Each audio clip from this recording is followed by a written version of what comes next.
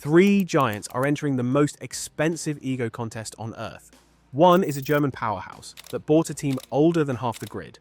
One is a Detroit icon trying to prove America can win something other than memes. And one is Red Bull teaming up with Ford like it's Fast and Furious 12. So, who becomes competitive first?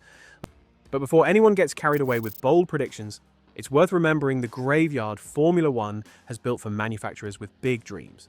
Toyota spent at least $2 billion in 8 years and never won a race.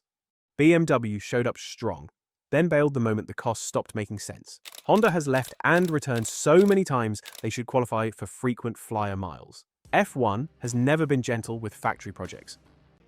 Cadillac's entrance into Formula One comes with the kind of bold confidence only an American manufacturer would dare bring to a sport known for chewing up newcomers.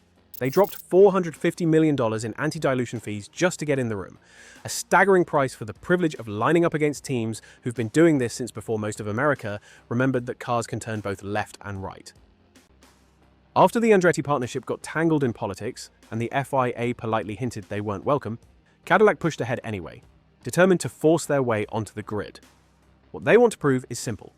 GM believes Detroit can build more than trucks, SUVs, and big V8s. The reality remains.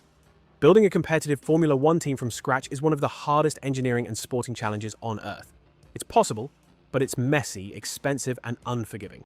If you want actual predictions, the kind that will either make me look like a genius or a complete idiot, here they are. Red Bull Ford wins their first race by mid-2026, but runs into reliability issues that ultimately cost them the championship.